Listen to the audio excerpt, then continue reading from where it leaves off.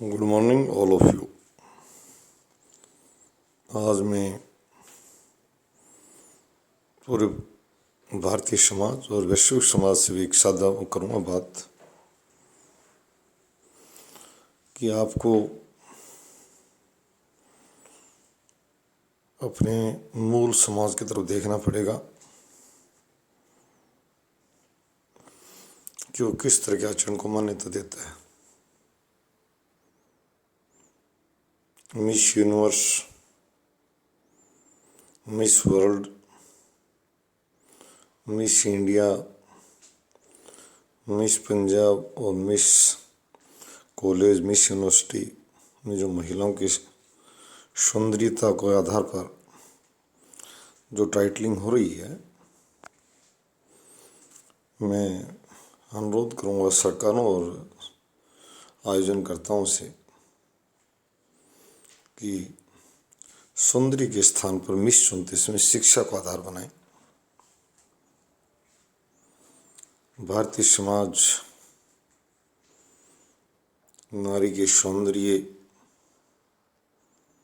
की प्रधानता से बढ़कर उसके गुणों को वरीयता देता है, मान्यता देता है। भूतपूर्व मुख्य न्यायाधीश, प्रधान न्यायाधीश महोदय रंगनाथ मिश्रा जी बार बार कहते थे कि भारतीय संविधान में अच्छी बातें कही गई हैं, वो कुछ अलग अर्थ में कही गई, परंतु सामाजिक मान्यता इसमें महिलाओं को, समाज को बनाए रखनी चाहिए। वो संविधान और न्यायालय का काम नहीं है। भारतीय संविधान विदेशों से आयातित संविधान है, जिसमें विदेशी मान्यताएं भी साथ आई थी। वो एक ही माँ के जन्म बच्चों के विवाह को मान्यता भी दे सकता है, परंतु भारत की कोई भी जाति, धर्म के मानने वाले लोग जो भारत में रहते हैं, इस तरह की मान्यता बहुत ही घिनौनी हरकत माना जाता है और कोई भी मान्यता नहीं देता। ये समाज और सरकारों का टकराव का कारण बना। भारतीय समाज नग्नता को मान्यता नहीं देता, चाहे वो मेट्रो सिटी में रहता हो। यदि सहकर्मियों के आलिंगन करती फोटो अगर अपने जीवन साथियों को दिखाई जाए, साझा की जाए, मैं भारत में बॉम्बे, गुरुग्राम और दिल्ली जैसे समाजों की बात कर रहा हूँ तो भभक उठेंगे। पहले बहुत बड़ी घरेलू हिंसा और कलह, और उसके बाद में तलाक और मारपीट की नौबत आ जाएगी। अंधी नकल कामयाब नहीं होती। भारत के नेता और नेत्री जब बाहर जाते हैं, राजनीतिक नेताओं की बात कर रहा हूँ मैं, तो वो वहाँ महिलाओं से हाथ मिलाना और यहाँ की महिलाएं वहाँ के पुरुषों से हाथ मिलाना, कई बार अखबारों में देखा जाता है कि विदेशी दौरे पर है और वो वहाँ हाथ मिला रहा है। नहीं, उनके घरों में इस तरह के भी रिवाज ज़्यादा नहीं आई है। उनकी बेटी और बहू अगर खुले में अगर आलिंगन की पोज दें तो स्वयं भभक उठेंगे, चाहे वो किसी निर्वाचित हो रहे हों, चयनित हो रहे हों और किसी भी पालिका में काम करते हों। स्वयं अपने घरों में वो आज भी पहनने तक कोई बदलाव जरूर आया है, परंतु आचरणीय मान्यताएं वैसी की वैसी हैं। भारत के किसी कोने में रहता हो, यह मर्यादा से जुड़ी हुई, या ये कहा जाए नियमों से बंधा समाज है। यहाँ पशुता स्वीकार भी नहीं की गई है। जिन समाजों ने पशुता स्वीकार कर रखी है, वहाँ पशु स्वयं नियमों से बंधा नहीं होता। तो मैं ये कहूँगा आयोजनकर्ताओं से, और मैंने पहले कह दिया कि सरकारें जो और संविधान जो हमारा विदेशी आयातित है, परंतु कहते हैं संसद सर्वोच्च और संसद भारतीय समाज का प्रतिनिधित्व करती है, भारतीय जनता प्रतिनिधित्व करती है। संसद द्वारा निर्मित कानून अगर संविधान की प्रस्तावना छोड़ दिया जाए तो सर्वोच्च न्यायालय की भूमिका भी घट जाती है संसद के सामने कानून बनाने के मामले में।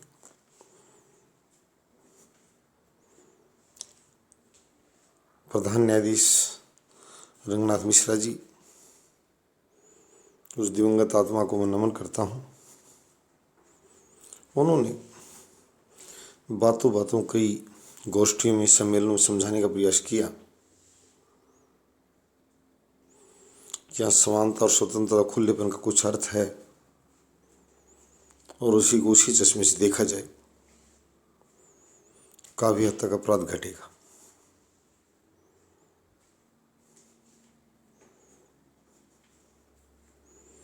ये अलग अलग प्रकार है, इसकी इंटरप्रिटेशन मेरे स्थान पर अगर भारतीय महिलाएं करें, मैंने कहा कि सौंदर्य प्रतियोगिताओं के स्थान पर शिक्षा प्रतियोगिताओं का आयोजन किया जाए, महिला शिक्षा को बढ़ावा मिलेगा, सम्मान को बढ़ावा मिलेगा, सुरक्षा को बढ़ावा मिलेगा। आज मेरा दावा है और भारतीय महिलाओं से मैं कहूँगा शिक्षा को धारण करें, समझ बढ़ाएं, जागरूकता बढ़ाएं, परंतु पशुता न बढ़े। पशुता के फैलाव के विरुद्ध स्वयं महिलाएं खड़ी हों, और कुछ मुट्ठी भर महिलाएं अगर किसी पोज के लिए 20 करोड़ ले ली, 25 करोड़ ले लिए, 100 करोड़ ले ली, इस तरह अगर कोई अपनी इस तरह प्रोफेशन को करती है, अर्धनग्न पोज के इतने पैसे, वो महिलाएं समझाएं, उनको ये प्रतिवाद करें, उनको ना देखें इस तरह के पोजों को। अगर कोई उत्पाद निर्माता अगर किसी महिला का इस तरह से मैं इसे देख शोषण की परिभाषा में डालता हूँ, ये उचित नहीं है। किसी को पैसे प्रलोभन देकर और इस आधार पर विवश करना कि वो इस अवस्था में सभी महिलाएं वस्तु उत्पादों का अगर विज्ञापन भी करें, तो मैं उनसे प्रार्थना करूँगा कि वो पूरे वस्त्र धारण करके करें, क्योंकि भारतीय समाज में हम संस्कारों बढ़ा देना चाहते हैं। उनसे प्रार्थना है, विनती है, आगे बढ़ें, परंतु शिक्षा, समझ और स्वास्थ्य को लेकर अच्छे अवसरों को भुनाकर, परंतु ये समाज अभी वहीं खड़ा है, वहीं मान्यताओं को ढो रहा है। उन अन्यत्र के समाजों की, मैं नए मध्य एशिया की बात करता, सेंट्रल एशिया में सुपर टफ बहुत एक्सट्रीम ट्रेडिशंस हैं, और नहीं मैं यूरोप की बात करता जहाँ बिल्कुल ही ट्रेडिशंस नाम पर जीरो है। वो नहीं मानते किसी चीज़ों को, वो कहते हैं कि वो कार्य करो जो मजा आए, जिससे मस्ती मिले, अच्छे और बुरे वो किसी को नहीं मानते। तो हमें अच्छे और बुरे को देखना है और संस्कारित होने का परिचय देना है, और इसी को बढ़ाना है, संस्कार और शिक्षा को। आज मैं महिलाओं को और बच्चियों को ये भेज रहा हूँ कि वो दो चीज़ें प्रचारित करें, भारतीय समाज में मजबूत करें, शिक्षा और संस्कार। यदि आपसे व्यवहार करते इसमें कोई पशुता या खुलेपन का नाम लेकर के नीचता करे,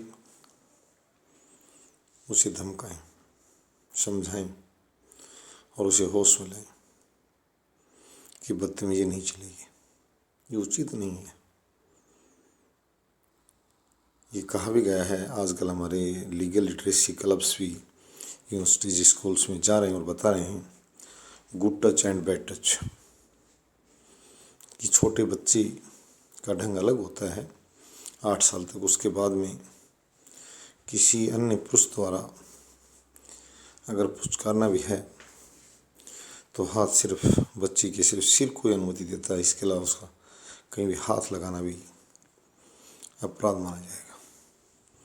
उस भारतीय समझदार समाज में इस तरह की बातें मेरे गले नहीं उतरी हैं और गले आपके भी नहीं उतर रही हैं। हम एक नादानी कर बैठे,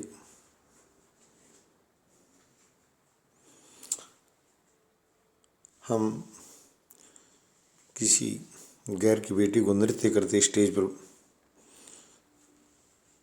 बड़े दांत फाड़ते हैं, हंसते हैं। अगर हंसने वालों की स्वयं की बेटी को कहा जाए कि आपको इससे 4 गुना दिया जाएगा, आप भी अपनी बेटी को यहाँ भेजिए नृत्य करने के लिए, तो कहेगा काम हमारा नहीं है और उस महिला के बारे में वो अपशब्द कहने शुरू कर देगा। तो मैं भारतीय महिलाओं से कह रहा हूँ कि समझें उस नीच मानसिकता के लोगों को जो दांत फाड़ रहा था और खुद के लिए कहने पर उसी बहन बेटी के बारे में बुरा भला कहना शुरू कर दिया कि हम ऐसा नहीं, हमारा संस्कार ऐसा नहीं, हमारा परिवार ऐसा नहीं है, हम ये नहीं हैं, वो नहीं है। ये ठीक नहीं। सभी बच्चे अपने हैं। सिर्फ भारतीय महिलाओं के सुदृढ़ीकरण और उनकी इज्जत बढ़े, उनका सम्मान बढ़े और पुराने लोग हमारे बड़े देखने का, बोलने का, सोचने का बड़ा नज़रिया समाज ने उन पर आयातित किया था कि किस तरह उन बच्चों को देखना है, उन महिलाओं से कैसे बोलना है। आज वो दोबारा उस प्रवृत्ति को बढ़ावा मिले और पशुता ज़्यादा नहीं बढ़ी है। पशुता बदमाश जो अपने घरों में और अपनों के साथ पैदा नहीं करना चाहते, सिर्फ ज़रूरतमंद और कमज़ोर का शोषण अप्रत्यक्ष रूप से करते और दांत फाड़ते हैं। मैं उनको भी कहता हूँ, प्रार्थना करने समय ईश्वर से प्रार्थना करता हूँ इस तरह के लोगों को भी तमाचा लगे, जो स्वयं अपने घर में मान्यता अलग, अपनियों के साथ व्यवहार अलग, अपनियों के साथ सोच अलग और दूसरों के साथ अलग। खराबी ये है यहाँ, इसको बदलना है। जैसा आप अपनियों के साथ चाहते हैं, जैसा आप अपनियों के साथ व्यवहार करते हैं घर में बहू बेटियों के साथ, वैसा औरों के साथ भी करें, वैसा औरों के बारे में भी सोचें। तब समाज में संस्कार आएगा और शालीनता आएगी। धन्यवाद।